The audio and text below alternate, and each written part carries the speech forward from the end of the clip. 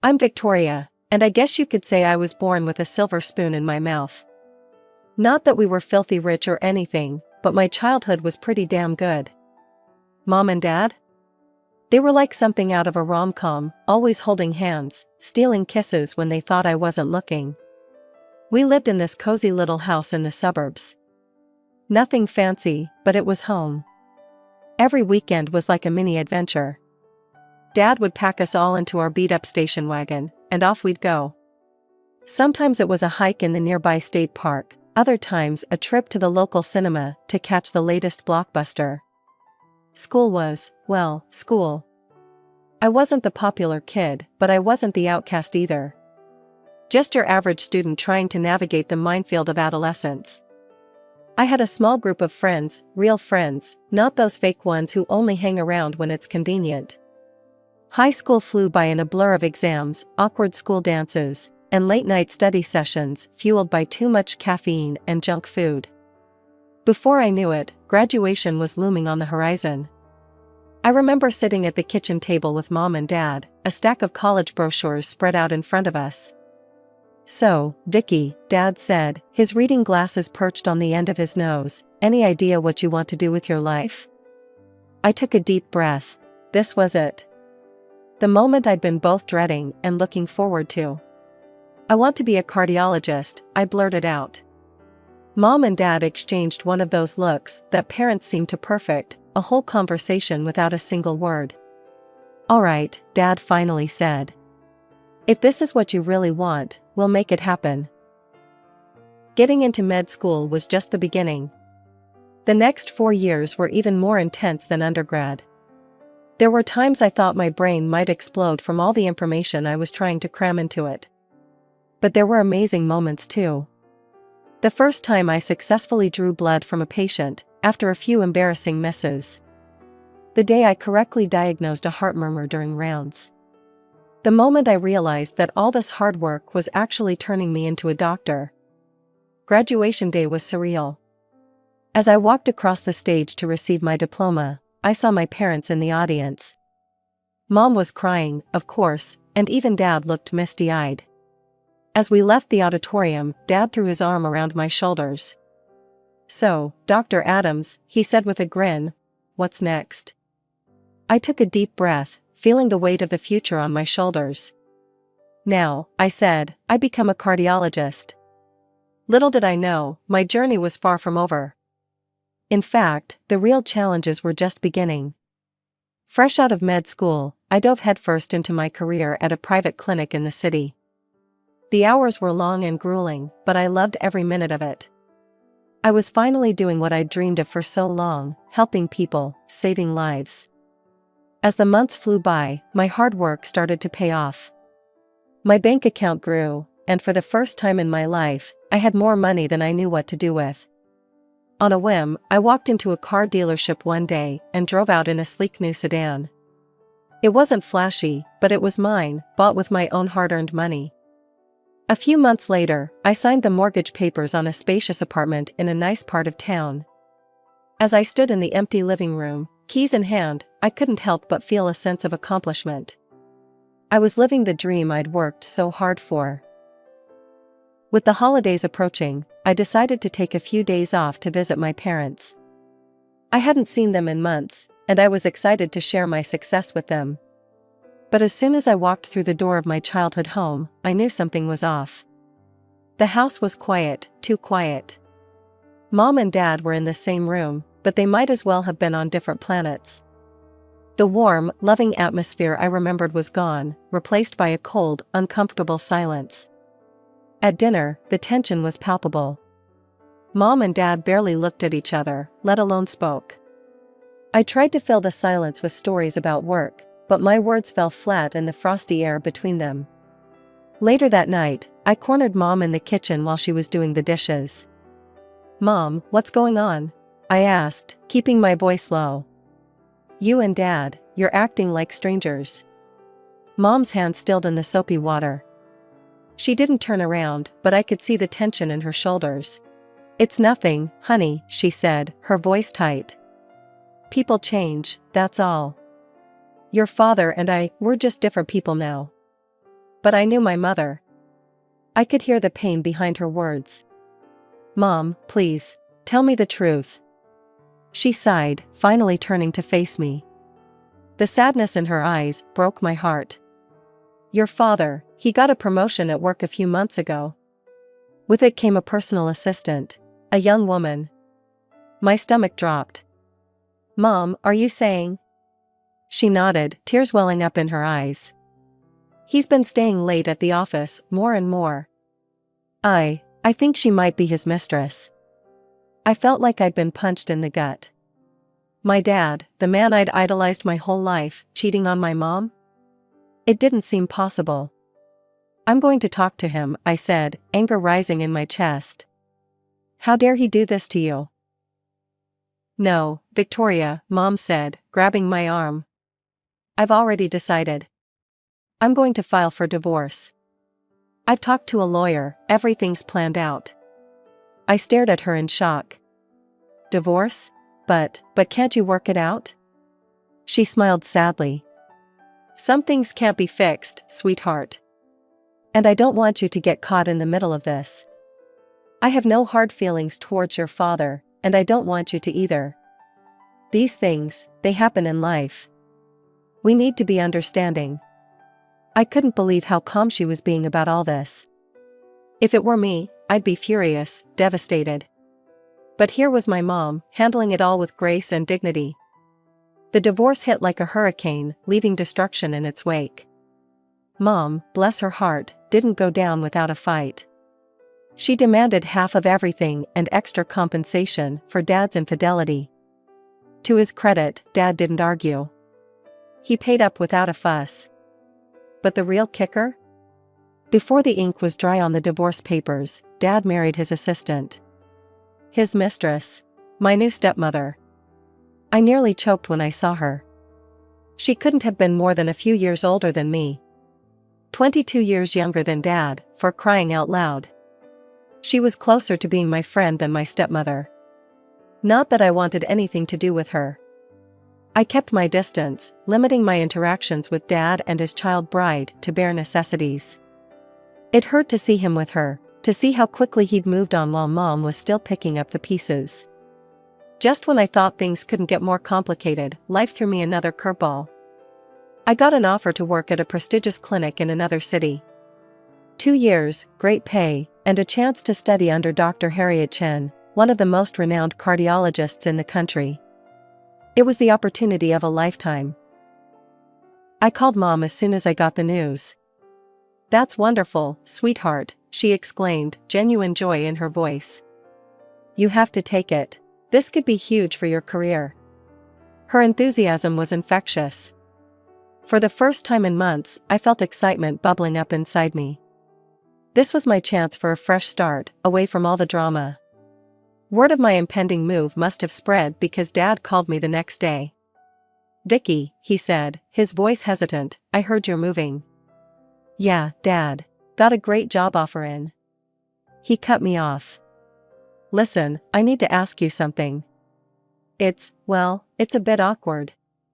Things at work, they're not great. My income's taken a hit. I was wondering, could Sarah and I use your apartment while you're gone? And maybe, borrow your car? I was speechless. After everything that had happened, he had the nerve to ask this? I don't know, Dad. I need to think about it. I hung up, my mind whirling.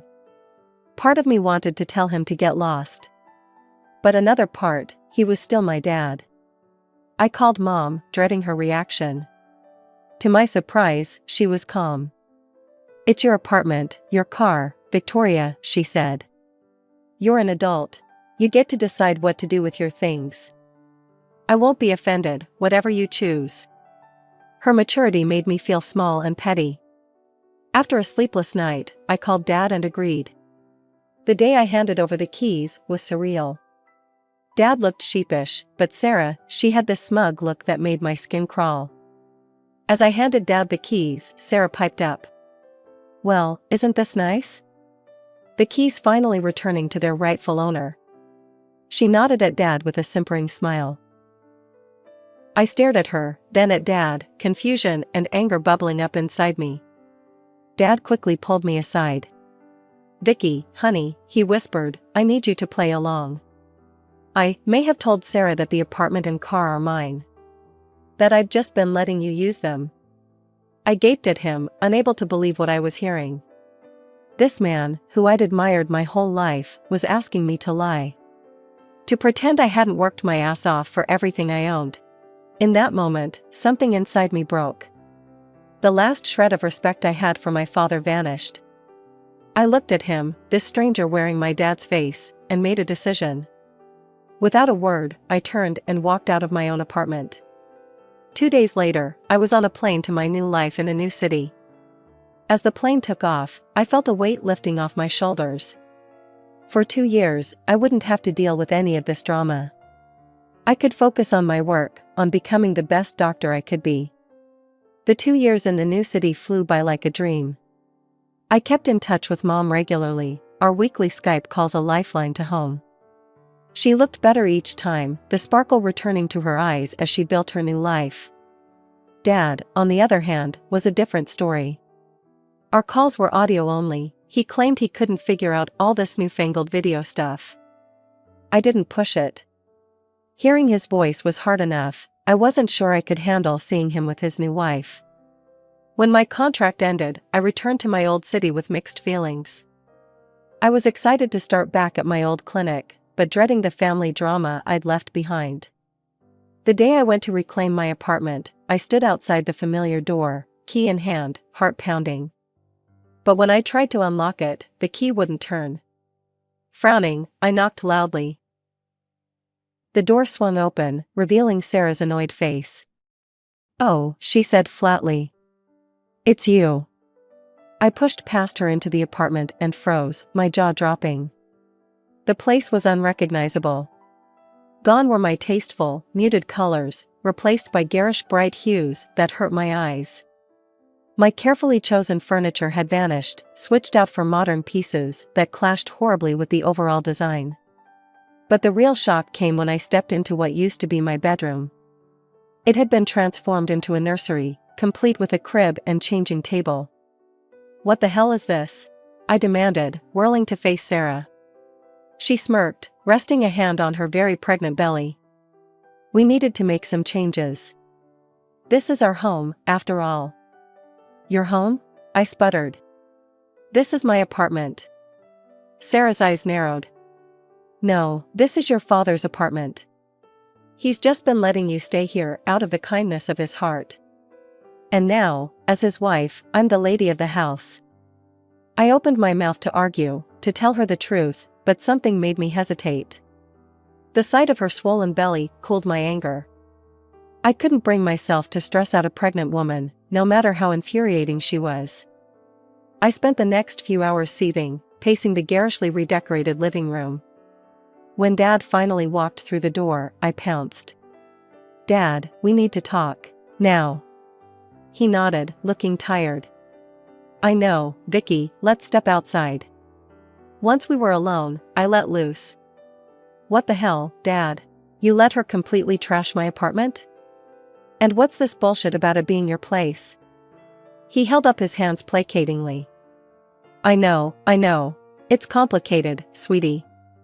I couldn't bring myself to tell her the truth. "Things at work, they're not good. If Sarah knew we were living off your charity. Please, Vicky, don't kick us out. Not with the baby coming."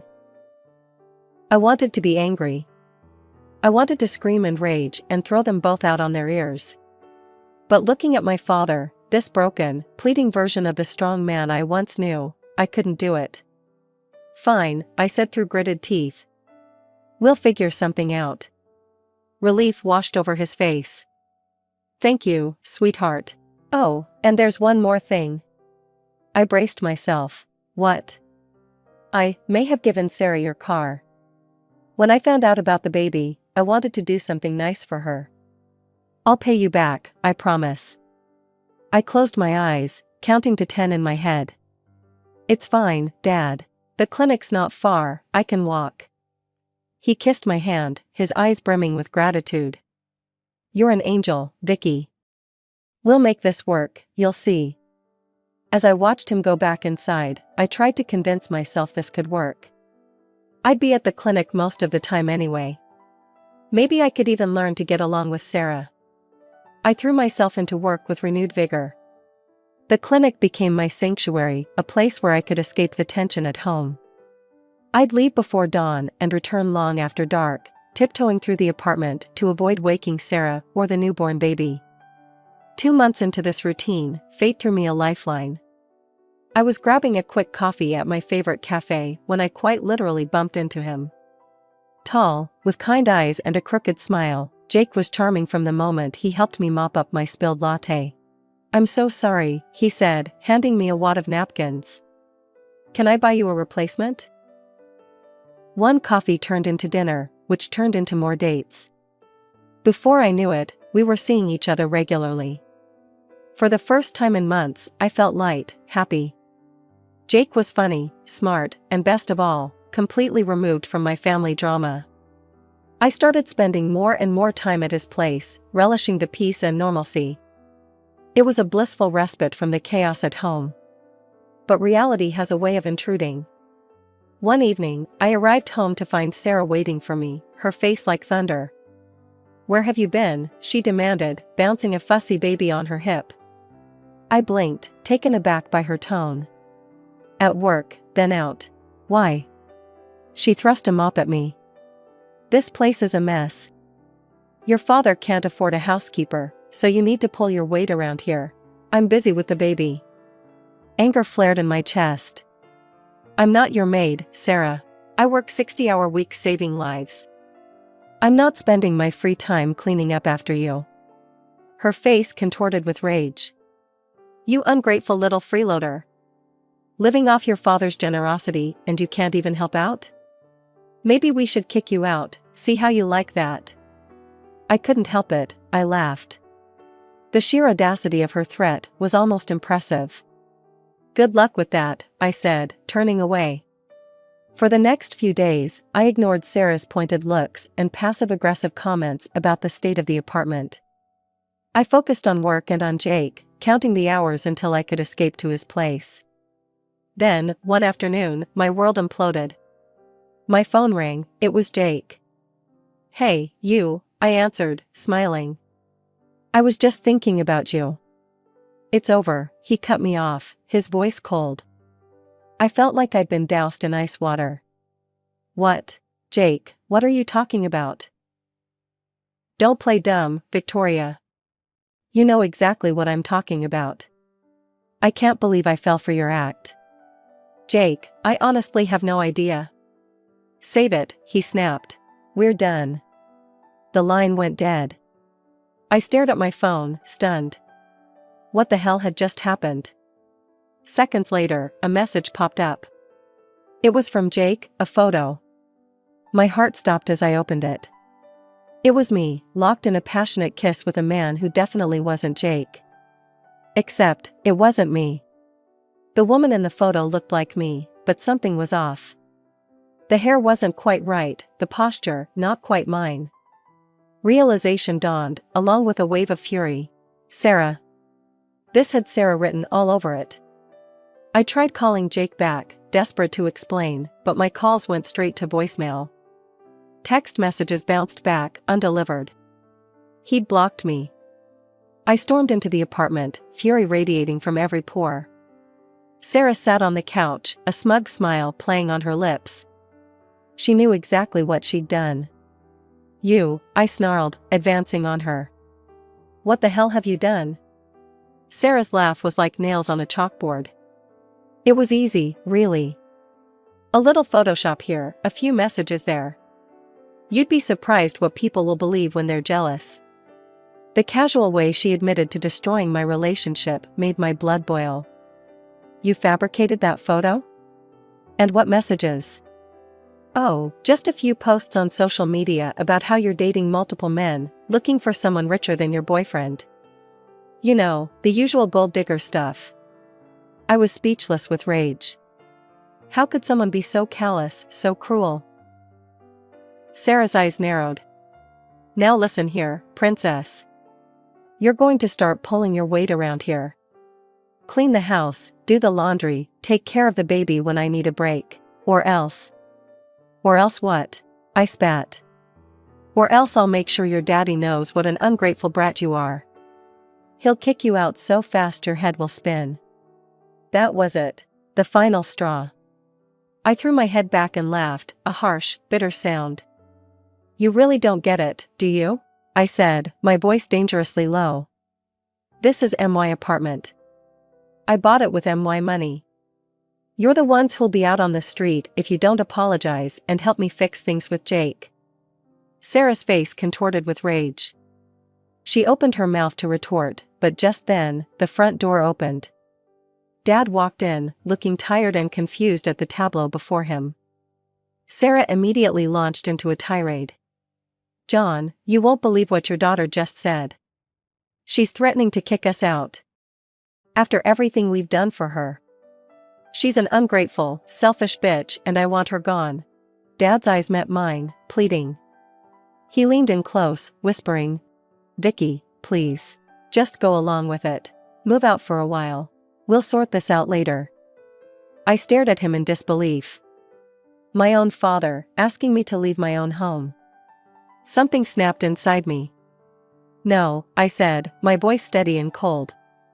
I'm done playing along. This is my apartment. You two have until tonight to get out, or I'm calling the police and having you removed. Dad's face darkened. After everything I've done for you? I paid for your education. Your fancy medical degree. And I've more than repaid that by letting you live here rent-free and use my car, I shot back. We're even. Now get out. Sarah was screaming obscenities, Dad was trying to reason with me, but I stood firm. I watched in stony silence as they packed their things, Sarah alternating between cursing me and sobbing dramatically. As they walked out the door, Dad turned to me one last time. You'll regret this, Victoria. Mark my words. The silence in my newly reclaimed apartment was deafening. As I sat there, surrounded by the garish remnants of Sarah's decorating spree, I felt a sudden surge of determination. No more sacrifices. No more adjusting my life to accommodate others' lies and manipulations. It was time to take control. With shaking hands, I picked up my phone and called the one person I knew I could always count on, my mom. Mom, I said, my voice cracking. I need to talk to you. I poured out everything, the lies, the manipulation, the final confrontation.